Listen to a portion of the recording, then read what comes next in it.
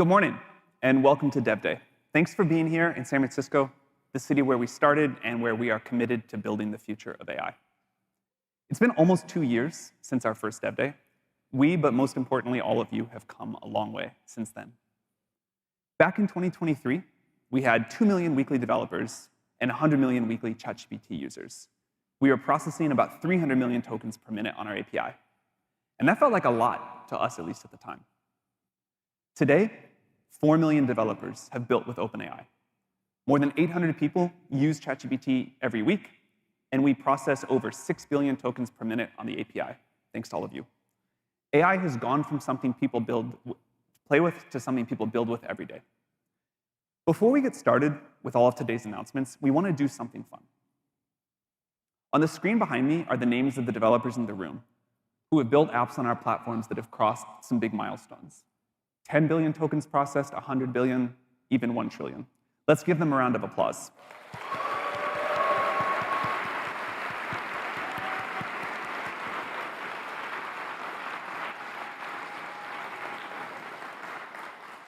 On behalf of all of us at OpenAI, thank you for doing such incredible work. You are the ones pushing the future forward, and seeing what you've already done makes us so excited about what comes next. While it's exciting to celebrate how far you all have come, we are still so early on this journey. So today we're going to focus on what matters most to you all, which is making it easier to build with AI. We've been listening to developers, hearing where you get stuck, what you want us to build next so that you can build more things. And we've got 4 things for you today. We're going to show you how we're making it possible to build apps inside of ChatGPT and how we can help you get a lot of distribution. We're going to show you how building agents is going to be much faster and better. You'll see how we're making it easier to write software, taking on the repetitive parts of coding so you can focus on systems and creativity.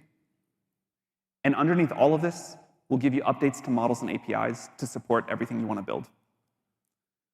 We think this is the best time in history to be a builder. It has never been faster to go from idea to product. You can really feel the acceleration at this point. So to get started, let's take a look at apps inside of ChatGPT. We want ChatGPT to be a great way for people to make progress, to be more productive, more inventive, to learn faster, to do whatever they're trying to do in their lives better. We have been continuously amazed by the creative ways that people use it. Since our first Dev Day, we've been working to try to figure out how to open up ChatGPT to developers. And we've tried things like GPTs, we've adopted standards like MCPs, and we've made it possible for developers to connect ChatGPT to more and more applications. Some of this stuff has worked, some of it hasn't, but we've learned a lot along the way. And today we're going to open up ChatGPT for developers to build real apps inside of ChatGPT. This will enable a new generation of apps that are interactive, adaptive, and personalized that you can chat with. So to build them, today we're launching the Apps SDK, which will be available in preview starting today. With the Apps SDK, you get the full stack. You can connect your data, trigger actions, render a fully interactive UI, and more. The Apps SDK is built on MCP.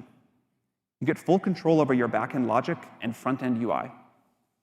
We've published the standard so that anyone can integrate the Apps SDK. When you build with the Apps SDK, your apps can reach hundreds of millions of ChatGPT users. We hope this will be a big deal for helping developers rapidly scale products. Thank you.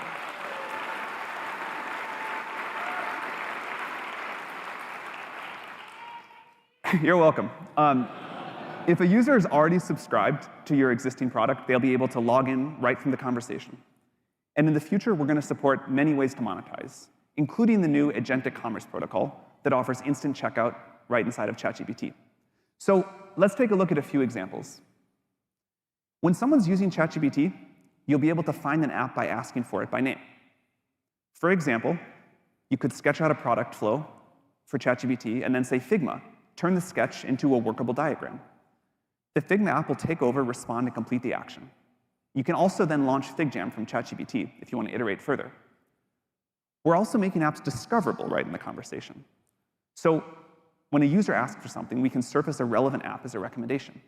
Maybe a user says they need a playlist for their party this weekend. ChatGPT could then recommend building it in Spotify. It's an easy way to find the right app or have the right app presented to you at the right time.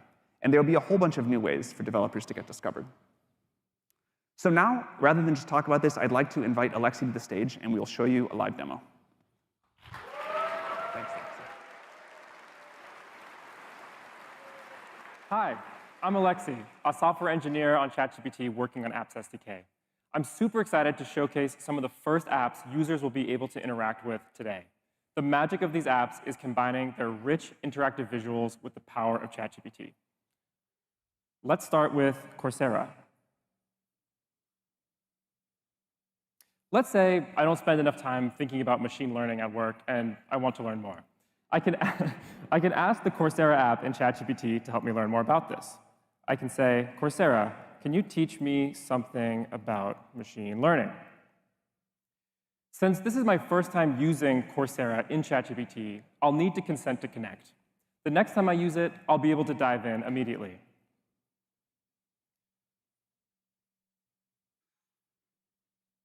You'll notice I asked ChatGPT for the Coursera app directly, but ChatGPT can also suggest apps if relevant to the conversation.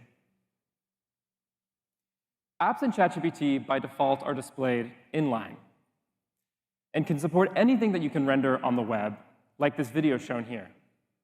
Apps SDK also supports picture-in-picture or expanding to a full-screen layout. So now that I have my course up, let's play the video. Playing the video immediately pins it to the top of my screen, which is really helpful for something like Coursera because you can access your conversation while watching the video. Let's skip ahead a little bit and say I want to go a little bit deeper on something mentioned in the video. I can ask ChatGPT, can you explain more about what they're saying right now? Apps SDK provides an API to expose context back to ChatGPT from your app, ensuring that the model always knows about exactly what your user is interacting with. We're calling it talking to apps, and it's really part of the magic here. I'm super excited about how learning with ChatGPT, one of our top use cases, is continuing to get better.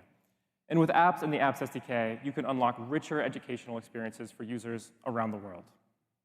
So here, ChatGPT responded and explained that the instructor is talking about data preparation steps before training a machine learning model. And then it breaks it down in simpler terms for me. I don't need to explain what I'm seeing in the video. ChatGPT sees it right away. So here, I was able to connect to Coursera's app, discover and start playing a course, and directly engage with the video through text, all within my existing ChatGPT conversation. Pretty cool. Users also love being creative in ChatGPT. Here, I have a conversation where I've been brainstorming some ideas to help my younger sibling's dog walking business. We've gone back and forth a few times, and now it's time to make this into a reality. I'm pretty happy with some of the names here, so let's take this walk, this wag name, and now I'm going to ask Canva to turn that into a poster. I can say, Canva, can you make me a poster with the walk, this wag name? I want it to be colorful, whimsical, bright, and I prefer, oops, I'd ask Coursera for a typing course too, maybe. I prefer sans serif fonts. Cool. Send that off, and now in the background, Canva is generating posters based on the context from my conversation. Canva is great at creating assets like this, and now you can kick it off directly from ChatGPT. Whether you're making professional marketing assets for OpenAI or just a fun demo for Dev Day, Canva is right there in the conversation as you work. Apps SDK, as Sam mentioned, is built on MCP, an open standard we've loved building on at OpenAI. And if you have an existing MCP, it's really quick to enhance it with the Apps SDK. All you have to do is add a resource that returns HTML, and the app would be able to be up everywhere ChatGPT is distributed, across web and mobile. As you can see, this is a live demo, so we're experiencing a little bit of latency, but here we go. Canva has returned 4 poster examples to us. We see them in line, just like the Coursera video, as well as ChatGPT kind of explaining what it's done for us. But we can explore another modality in Apps SDK, which is full screen. I click an asset, and the app requests full screen. We were able to focus on a specific asset. And from here, I can see it in more detail. I can ask ChatGPT to request changes, maybe visual tweaks, just like with our image generation experience. But since we're in San Francisco and it's Dev Day, let's ask Canva to convert this into a pitch deck. I can say, Canva, can you please make this poster into a pitch deck? We're trying to raise a seed round for dog walking. I'll send that off, and since now Canva's going to make us a couple of slide decks, it may take a moment. So in the interest of time, we'll move on to show one more demo while that loads. Say the dog walking business is going really well, and we want to expand to another city. I can ask ChatGPT, based on our conversations, what would be a good city to expand the dog walking to? ChatGPT, of course, knows what we've been talking about. Super enthusiastically says Pittsburgh. Great. Now I can invoke the Zillow app to say, please show me some homes for sale there. And now ChatGPT is talking to Zillow to fetch the latest housing data, and we'll get an interactive map embedded in ChatGPT. And we'll explore how the full screen experience there goes. So we have our map, gorgeous loading state, and boom, we have a bunch of homes here. It also looks like our slide decks are done, so we'll go back to those in a moment. But this map is a little hard to see in the inline view, so I can click a specific home and open it full screen. And now we have most of the Zillow experience embedded in ChatGPT. You can request a tour, all the actions that you would expect from Zillow. But we have a lot of options here, and it's kind of hard to parse. So I can ask ChatGPT, can you filter this to just be 3-bedroom homes with a yard? For the dog, of course. ChatGPT will talk to Zillow again, and because the app is in full screen, it can now just update the data that's provided to it without needing to create a new instance. We see ChatGPT came back. We get the message overlaid here. If I click that, I can view my conversation over the Zillow app and even open it to the full height. Cool. Let's zoom in and find a specific home we may be interested in. Now, because the Zillow app is exposing context back to ChatGPT, it knows what I'm looking at. I can ask for more information about this home, like how close is this to a dog park? ChatGPT is able to compose the context from Zillow with other tools at its disposal, like search. So it's able to give more information about this home. From here, I could invoke other Zillow tools, maybe find out the affordability of it, but it'll provide the best answer every time. This is a great example of how dynamic an experience with Apps SDK can be. This all started from an inline map, and now we're able to go back and forth between talking to the app, asking ChatGPT questions, or just using the Zillow experience. Let's check back in on those slide decks. So if I pop back over into this conversation, see Canva has given us a few options here. Like the look of this blue. So if we open that up, we now see the slides in full screen, and I can see all the beautiful slides that Canva has generated for me. When I'm ready, I can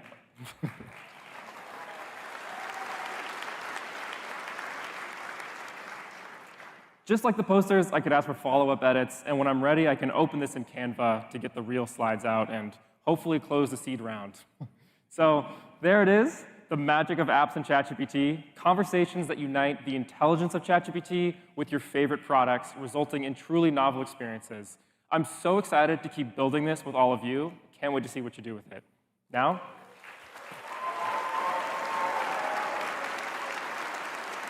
back to Sam for more on apps.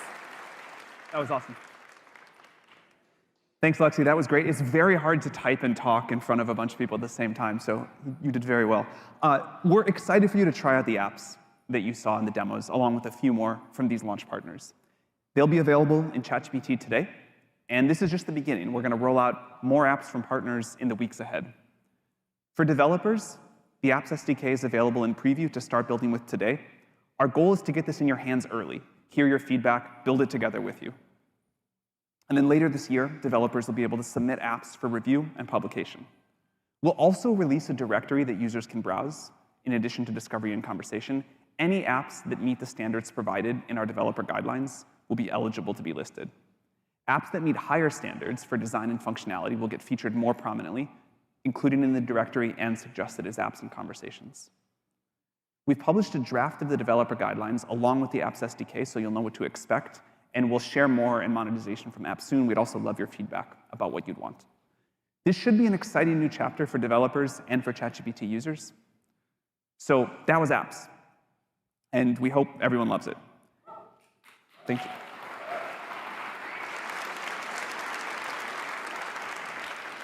So next, we want to talk about building agents and how we're going to make this simpler and more effective. AI has moved in the last couple of years from systems that you can ask anything to systems that you can ask to do anything for you. And we're starting to see this through agents, software that can take on tasks with context, tools, and trust. But for all the excitement around agents and all the potential, very few are actually making it into production and into major use. It's hard to know where to start, what frameworks to use, and there's a lot of work. There's orchestration, eval loops, connecting tools, building a good UI.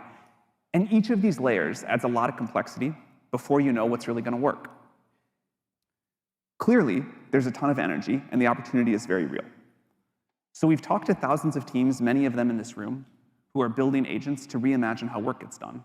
And we've asked what we can do to make agents much easier to build. So today, we're going to launch something to help with that. The goal here is something for every builder that wants to go from idea to agent faster and easier. So we're excited to introduce a new thing called AgentKit. AgentKit is a complete set of building blocks available in the OpenAI platform designed to help you take agents from prototype to production. It is everything you need to build, deploy, and optimize agentic workflows with way less friction. Our hope is that everyone from individual developers to large enterprises will get a lot of value from this. And we'll talk about a few of the core capabilities now. So the first one is Agent Builder. This is a canvas to build agents. It's a fast visual way to design the logic steps, test the flows, and ship ideas. It's built on top of the Responses API that hundreds of thousands of developers already use. So most of you who have used our platform before should be familiar with the foundation. The second thing is ChatKit. We've heard this one loud and clear, and we're making it easy to bring great chat experiences right into your own apps. You get a simple, embeddable chat interface that you can make your own. You can bring your own brand, your own workflows, whatever makes your own product unique. And you can see in the video here how chat can work across each agent node and call on tools to form the best response. And then finally, evals for agents. We're shipping new features dedicated to measuring the performance of agents. You get trace grading to help you understand agent decisions step by step.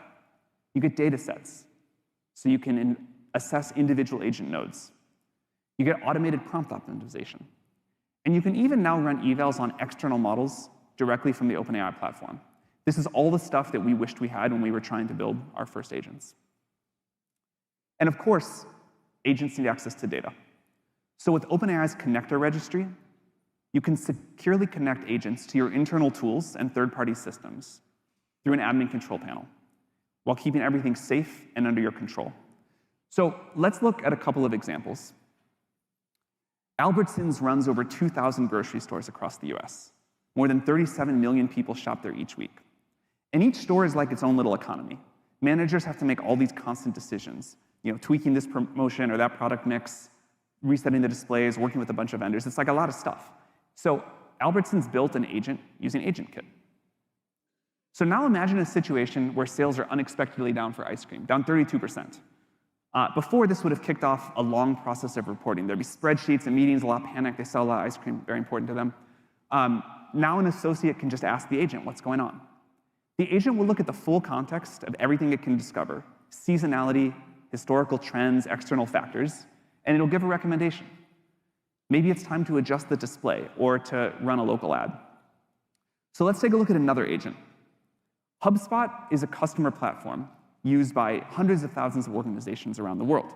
And they used AgentKit to improve the responses of Breeze, their AI tool, using the custom responses widget. So in this example, a HubSpot customer called Luma Plants gets a question about why a plant is not doing so well in Arizona. It then uses the Breeze assistant to search its own knowledge base, look up local treatments for the state's low humidity, pulls in policy details, and puts everything together. It then offers multiple ideas and a recommendation. So this is how we imagine intelligence working across many different sources, all operating together to deliver smart, useful answers to customers. And it's a great example of the thing that you can build with AgentKit. We have a bunch of great agent launch partners that have already scaled agents using AgentKit. And it's available to everyone starting today. So let's do a live demo, and I will pass it off to Christina.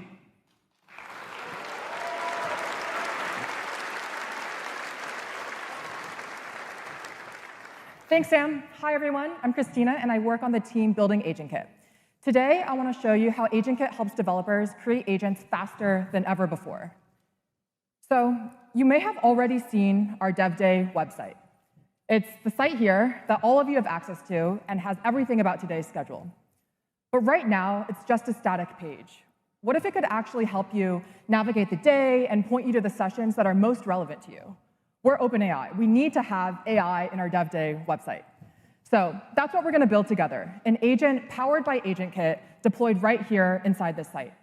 And to make this interesting, I'm going to give myself 8 minutes to build and ship an agent right here in front of you. You just heard how hard it is to build an agent, so this is going to be a bit of a challenge, and I'm going to start the clock now to keep me honest. Okay, we have a clock going. So I'm starting in the workflow builder in the OpenAI platform. And instead of starting with code, we can actually wire nodes up visually.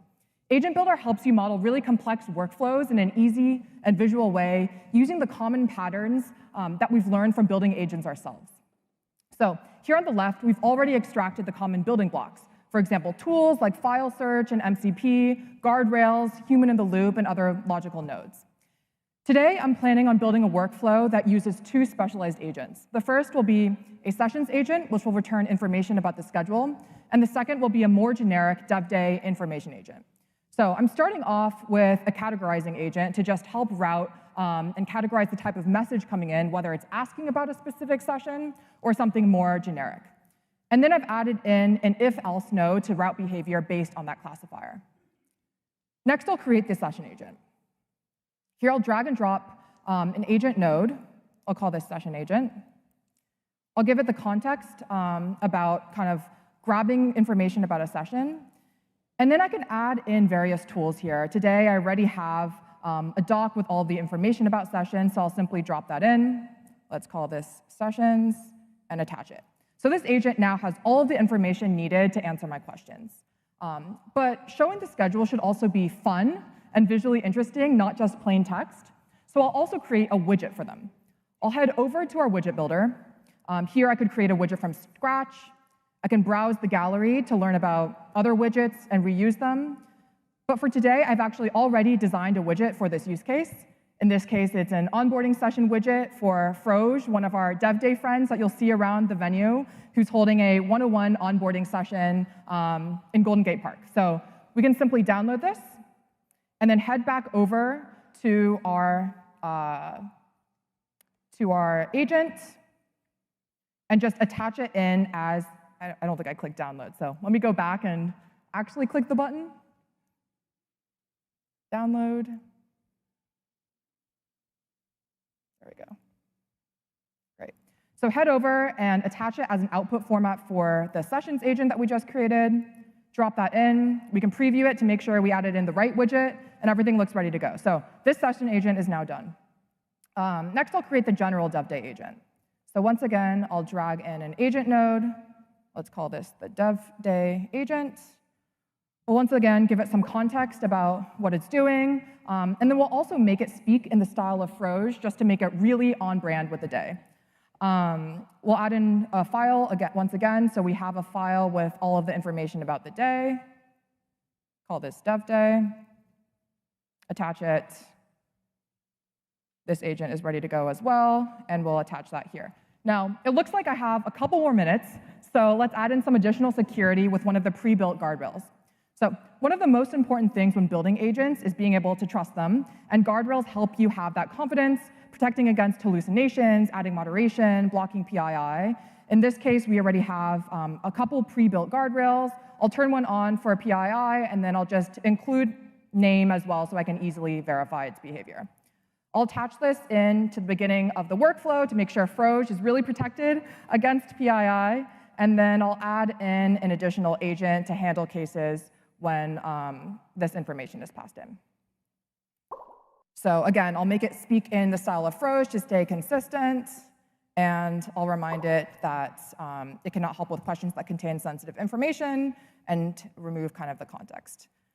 Great, so I think this workflow is ready to go. I can also configure the output to determine what shows up to the end user. In this case, I can also turn off file search sources if that is kind of more internal.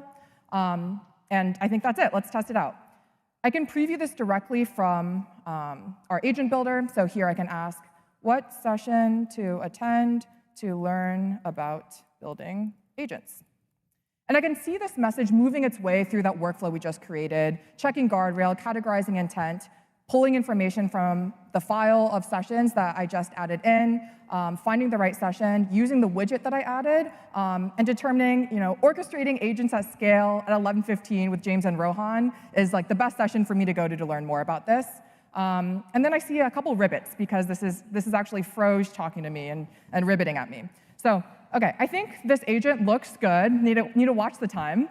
So we just built a few specialized agents using tools. We added in guardrails. We customized them using some widgets. And then we also tested out the workflow in preview. The one thing we haven't yet done is a full set of evals. And we can also do that directly from the agent builder to make sure that everything behaves exactly as expected before going live. But right now, I've got a giant clock chasing me, and dev day is waiting, so let's publish this. Hit publish here. Let's call this Ask Froge. Hit publish. And I now have a fully deployed, published agent in production with a workflow ID that I can use to run directly. On the right, we also have code export in case I want to run this in my own environment, in my own servers. But you can see this is quite a bit of code to write. And so I'm just going to stick with using the workflow ID that we just created and then head over to my site. So here in my dev day site, I'm first going to create a ChatKit session using the workflow that we just created. I'll simply drop in that workflow ID. I'll add in the ChatKit React component using that client secret that we just created in our own server, and then adding in visual customization as well to, again, make this really Froge themed. In this case, it's going to be called Ask Froge. It's going to continue to ribbit in the placeholder, and it'll have some Froge-specific colors and starter prompts. I'll add this Froge chat in a bottom sheet, so it'll come up from the bottom of the page. And then finally, I'll add in a link to Ask Froge at the top of the site so that it's really front and center on our website. So let's go back to our site. There it is, Ask Froge, top of the site. Let's try it out. So what session to attend to learn about building agents? And again, this is running through that exact same workflow we just created, checking for guardrails, categorizing the message, pulling from tools from file search, using the widget that we designed, and then again deciding orchestrating agents at scale is the right session for me to go to, and continuing to ribbit in the style of Froge. So, okay, great, we've done it.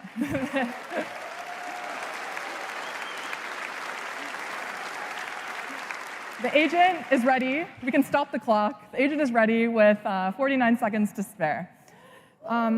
And I can keep iterating on this agent directly in the visual builder and also deploy these changes directly to my site without making any code changes at all. This includes adding new tools, adding new widgets for other use cases, adding new guardrails, and I can even wire it up to client-side tools to take actions directly in my website. So in just a few minutes, we've designed an agent workflow visually. We added in some tools and widgets, we previewed it, we deployed it, we tested it, and now you all can use it. This is actually live now in your dev day site. You can tap your badge, and you should be able to see it and use it and find the sessions that are best for you. So we're looking forward to using it and meeting Froge, and also seeing all of the new experiences that you'll now be able to build using AgentKit. Thanks, and back to Sam.